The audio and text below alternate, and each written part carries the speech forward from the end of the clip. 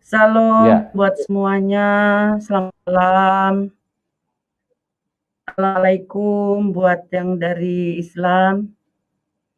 Salam kenal dari saya, Haji Watma, mau bersaksi tentang kebaikan dan kasih Tuhan. Terima kasih Pak Yusuf telah memberikan kesempatan dan waktu buat saya untuk bersaksi tentang kebaikan Tuhan di saat saya belum mengenal Tuhan dan sesudahnya, juga tantangan, rintangan, juga mujizat Tuhan. Mau kami bersaksi agar kita saling diberkati. Sebelumnya saya Islam yang taat. Walaupun mungkin saya Islamnya bukan Islam radikal yang biasa-biasa aja, tapi saya taat, nggak pernah tinggal sholat. Tuh waktu dulu sebelum saya berangkat haji itu, mertua saya yang ngajarin saya di masjid juga, suami saya pada waktu itu. Dan akhirnya saya berangkat menunaikan ibadah haji yang kelima, ya rukun-rukun iman yang kelima. Saya naik haji, kalau nggak salah tahun 2001. Saya berangkat haji dan sampai di sana saya melakukan apa yang sudah dituliskan di kitab Quran, yaitu muterin Ka'bah dan balang jumroh dan sebagainya gitu. Dan dari situ setelah selesai saya hajian, singkat cerita saya selesai hajian, sudah muter-muter mengelilingi Ka'bah yang labaik Allahumma labaik itu, dan yang balang lempar jumroh itu lempar setan. Bagi mereka waktu itu kan lempar setan balang jumroh itu sudah saya semua sudah saya lakukan waktu itu, dan selesailah haji. Waktu itu kan kita udah waktunya pulang. Udah waktunya pulang ke Indonesia karena kami bertemu ada seseorang dari Jawa ya, sebelahan penginapan gitu. Dia cerita gitu. Mungkin dia ex Saudi yang udah pengalaman gitu. Kalau kalau Mbak mau gitu, biar nggak rugi, kita kan udah banyak keluar uang nih gitu. Kalau mau ada peluang, kalau mau kerja gitu, ntar saya kasih tahu maktab amal gitu kata Mbak itu waktu itu. Karena udah agak lama, aku agak lupa namanya Mbaknya itu. Akhirnya saya pikir, akhirnya iya juga kali ya. Akhirnya saya mencoba dan dicarikanlah maktab amal, dan di situ kebetulan ada peluang dari maktab amal itu untuk bekerja. Nah saya alhamdulillah puji Tuhan waktu itu dipertemukan dengan seorang yang membutuhkan saya untuk merawat orang tua di sana. Jadi saya itu merawat orang tua yang sudah jompo dan anaknya 5 waktu itu. Masih kecil-kecil ya, ada SD, ada SMP, ada SMA kalau di sini. Dan saya sudah di Arab itu ngerti bahasa Arab pun dari anak-anak mereka yang kecil, karena kalau sama anak-anak kecil saya nggak malu nanya ini apa, sehingga saya ya mengertilah bahasa Arab daerah gitu, bahasa Arab baladiyah gitu. Dari situ saya belajar dari mereka dan saya melihat perbandingan antara Islam di Indonesia dan Islam di Arab. Waktu itu saya berpikir kalau kalau Islam di Arab kan, kalau Islam kan datang agama Islam dari Arab, mungkin ini lebih lebih nyantri, lebih apa ya, alim gitu ya. Tapi ternyata di Arab itu sangat berbeda. Jadi di Indonesia itu terlalu disiplin. Kalau habis sholat harus ada sholat ini, sholat itu kan, sholat apa, sholat sunat, terus doa sampai yang apa tuh pakai tasbih ngitung nyebut nama Allah gitu pakai tasbih gitu. Kalau di sini kan begitu. Terus doa buat salawat Nabi juga kan. Tapi kalau di Arab justru saya lihat kok kalau di Arab sepertinya kayak kayak biasa aja gitu, nggak seperti ketat banget dalam ibadahnya pun. Jadi udah sholat halas, soli, udah digaten halas. Jadi kalau saya tuh sholat 2 menit udah cukup katanya gitu. Terus jadi sholat pun mereka bisa didobel gitu Pak, di jam misalnya maghrib sama isya gitu kan. Kalau di Indonesia kan nggak boleh kalau kita kalau kita nggak keluar jauh dari rumah gitu kan. Kalau di sana seperti apa ya, kayak seperti nggak disiplin, maksudnya udahlah kita lagi nonton bola misalnya senang, nanti aja lah sekalian maghrib sama isya gitu. Di sana tuh seperti itu, tapi saya cuma dalam hati aja gitu. Dan saya pikir pun di Arab itu di sana tuh saya pikir juga perempuan-perempuan itu mar'ah hurma gitu, kalau di sana kan mar'ah hurma gitu. Jadi pakainya itu apa ya, kayak di sini gitu, alim nyantri gitu kan, yang tertutup gitu. Mereka tertutup kalau keluar, cuman kalau di luar di rumah juga mereka nggak pakai kerudung gitu kalau orang sana. Ya bikin saya melebihin dari Islam-Islam yang di Indonesia gitu. Ada waktu yang pernah saya lihat juga, mereka nggak pernah ada tuh sholat taraweh yang seperti di sini berbondong-bondong gitu.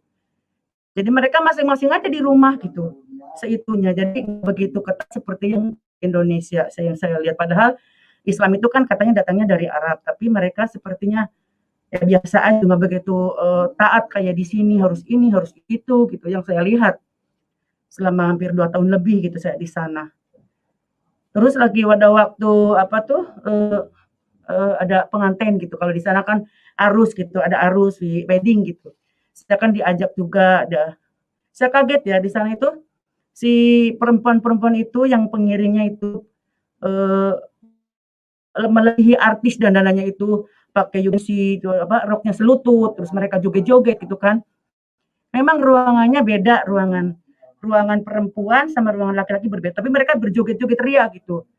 Oh, kirain saya nggak begitu gitu, nggak kayak muslim di sini kan, nggak kayak gitu kali joget-joget. Ya di sana itu dandannya melebihi artis karena mereka juga orang-orang berada kan.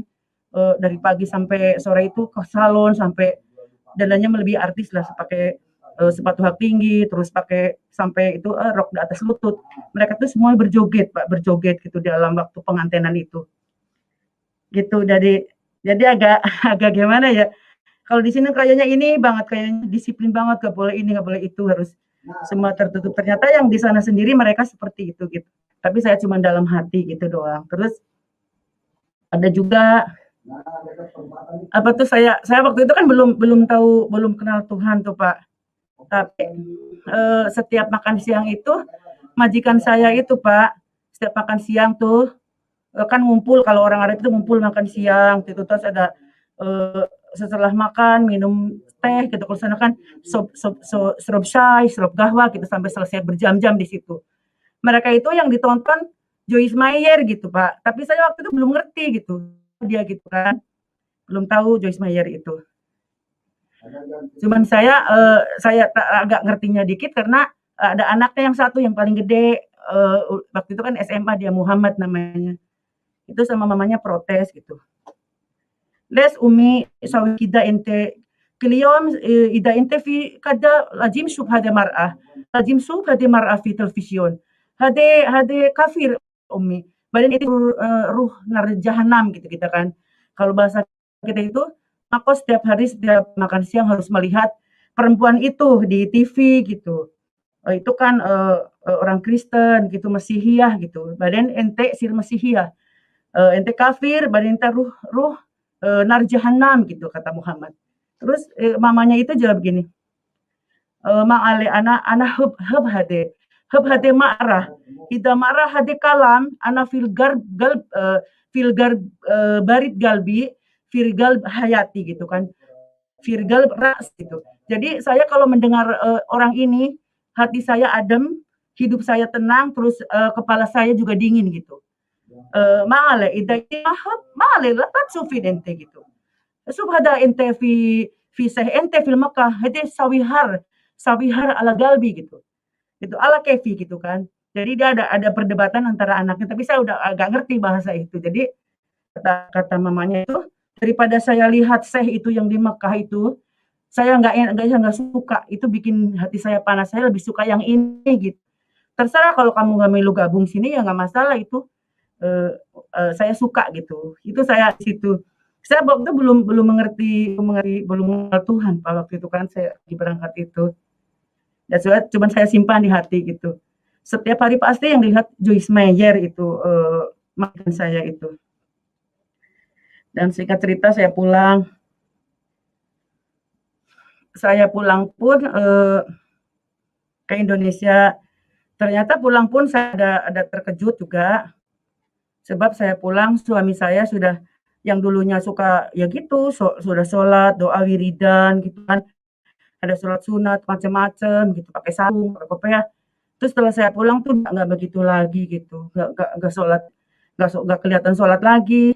Saya waktu itu belum bertanya gitu, belum bertanya, saya masih diam, cuman saya masing-masing aja gitu. Terus pada hari yang keduanya itu saya diajak ke rumah mertua gitu. Ternyata mertua pun di sana sudah sholatnya seperti itu dulu yang ngajarinya. Jangan jangan jangan sampai mendengarkan Isa Al-Masih gitu karena itu udah kafir katanya gitu. Kok dia sekarang doanya Isa Al-Masih, Yesus gitu kan. Puji ada tembangan gitu kan, puji-pujian kalau sekarang itu. Waktu itu saya nggak ngerti, ngertinya dia nembang gitu, nembang, nyanyi gitu kan, ada nyanyi Sunda gitu kan. Saya waktu itu nggak suka gitu, saya mau minta pulang, "Ayo pulang, saya nggak mau dengerin. Bapak dulu nggak kayak gitu doanya, aku mau pulang aja, aku mau pulang," pokoknya saya cubitin si suami saya itu.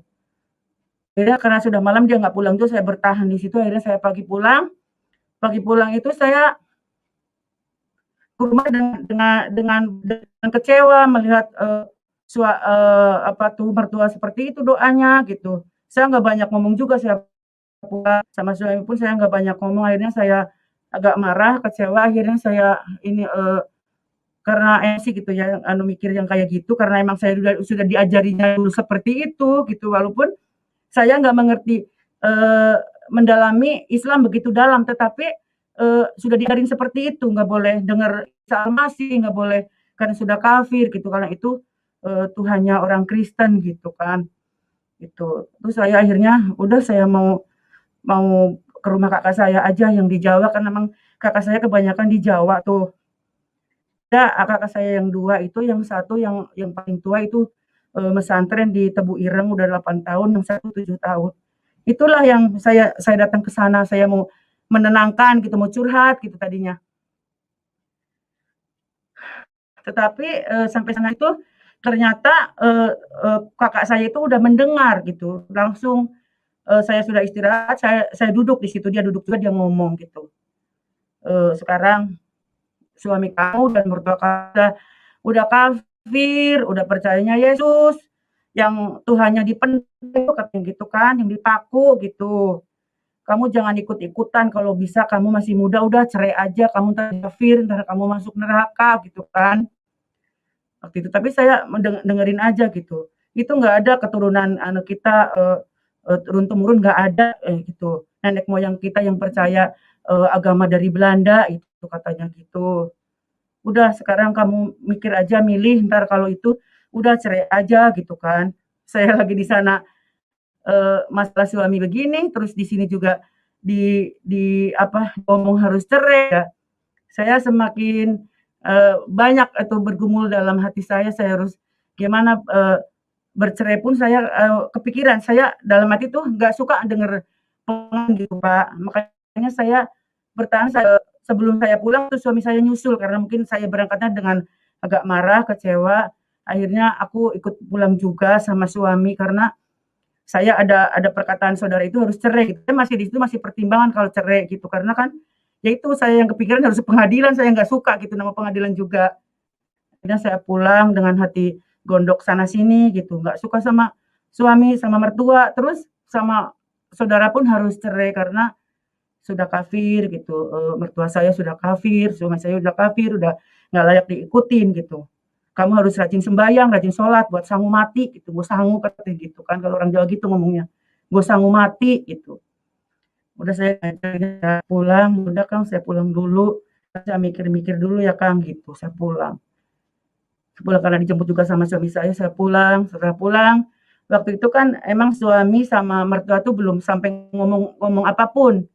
Setelah saya pulang mungkin saya udah tenang tuh mereka duduk, mertua sama suami dan di situlah saya dibimbing, dituntun dari Quran bahwa, dalam Quran itu bahwa Isa Al-Masih adalah yang akan turun di akhir zaman.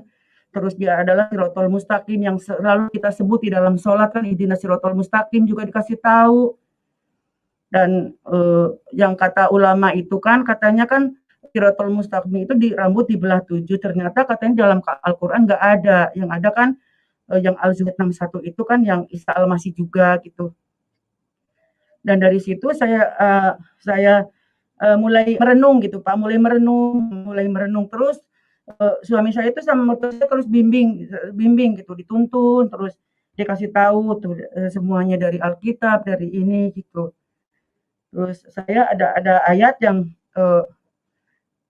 ayat yang Markus 16 ayat 16 katakan oleh suami saya dan mertua saya, ya siapa yang percaya dan dibaptis akan diselamatkan, tapi siapa yang tidak percaya akan dihukum. Itu dari itu ayat-ayat itu kayak ganjel dalam hati saya gitu, ganjel dalam hati saya karena di Al-Qur'annya pun seperti ini Alkitab pun seperti ini jawabannya. Agak ganjelnya itu mulai agak takut gitu kalau saya dihukum kan hukuman itu kan pasti kekal neraka kalau di akhirat itu.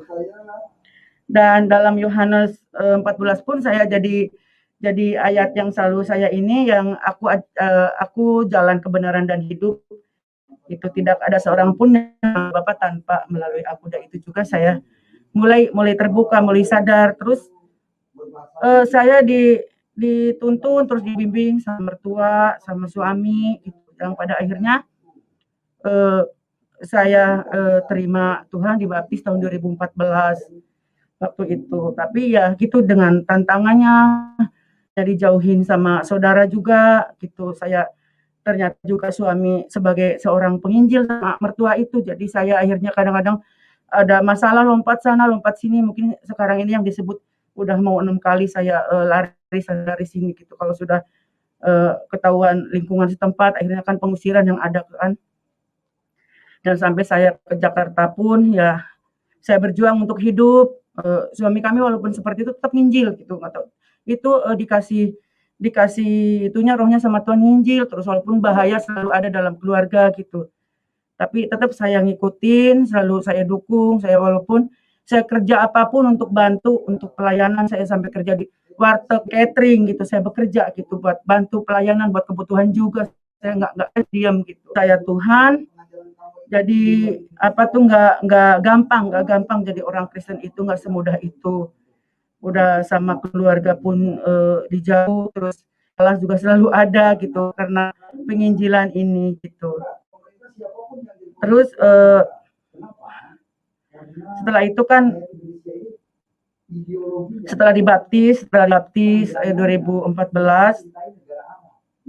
dibaptis tahun 2014 saya terus mulai belajar ngikutin terus suami kemanapun melangkah saya ikutin terus gitu sampai ada kesulitan tetap saya bertahan di dalam Tuhan karena itu yang keselamatan ada di dalam Yesus, itu Yesus juru selamat gitu.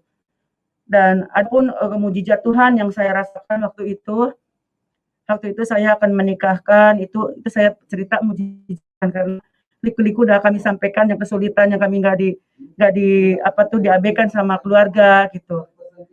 Adapun mujizat Tuhan terjadi buat keluarga saya waktu saya mau menikahkan anak saya butuh dana gitu kan karena dia udah waktunya menikah, kita udah punya pilihan dan suami saya tuh melamar ke besan itu tanpa bawa uang sepeser pun, hanya omongan omong kosong gitu, pakai omong kosong maksudnya dengan iman aja Pak saya kalau memang ini sudah ini anak-anak ya udah pokoknya sebulan lagi saya kirim buat pekah gitu. Kalau orang Jawa kan kalau nikah itu pihak suami harus ngasih ke pihak istri gitu. Itu Bapak menyampaikan itu ke calon besan itu dengan iman aja, nggak bawa uang sepeser pun gitu. Terus saya pulang pun dengan hati bimbang, galau gitu ya, dari mana uang sebanyak itu, sedangkan posisi masih dalam gitu, loncat sana loncat sini, lari-lari gitu. Terus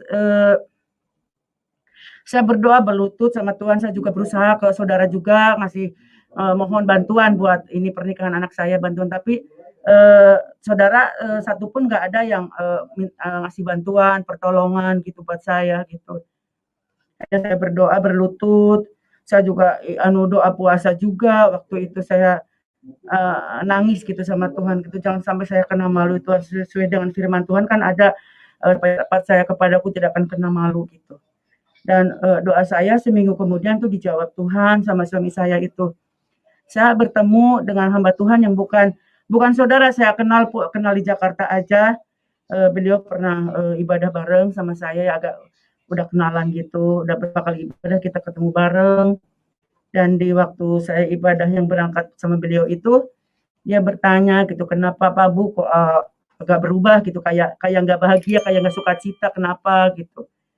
"Ada masalah apa ya?" Dari situ, suami saya cerita, saya pun cerita nyambungin gitu, karena mau menikahkan anak, sudah janji harus ngasih kah ke sana sekian gitu, terus butuh berapa gitu. "Ya, kayaknya 30 cukup sih Pak," gitu, bilang gitu. Itu mujizat Tuhan, ada orang yang bersaudara, yang nggak saya kenal sebelumnya, hanya kenal di Jakarta itu digerakkan hatinya untuk nolong saya gitu. Saya waktu itu menangis karena sukacita, sedih sampai saya itu nggak enak makan karena saking senangnya gitu ditolong. Sampai waktu itu sebelum saya pegang uang itu anak saya sudah kabur gitu, kabur mama nggak dapat uang dari mana sampai dia kabur, sampai ke Sumatera kalau nggak salah. Terus setelah pegang uang yang berkat Tuhan itu, saya telepon bahwa, "Udah ada uang, pulang Nak," gitu. "Ini uang udah ada buat ke sana, buat bekah gitu, buat pihak besan." Akhirnya dia pulang. Itu mujizat Tuhan, kami rasakan, di dalam Tuhan. Tuhan itu luar biasa gitu. Walaupun saya, selalu dalam kesulitan, tapi saya tetap bertahan di dalam Tuhan karena keselamatan ada di dalam Yesus gitu. Itulah, kesaksian saya juga buat ada tips, buat nasihat buat yang dari Kristen, yang udah Kristen dari kecil gitu, harus bertahan di dalam Tuhan gitu. Jangan sampai, lari ke seberang gitu. Bertahan di dalam Tuhan, mengasihi Tuhan gitu. Dari Islam pun bukalah Quran agar, mengerti bahwa, Isa itu adalah juru selamat, Isa itu adalah yang akan turun di akhir zaman, bahwa Isa itu adalah Shirathul Mustaqim. Mungkin itu Pak kesaksian dari saya.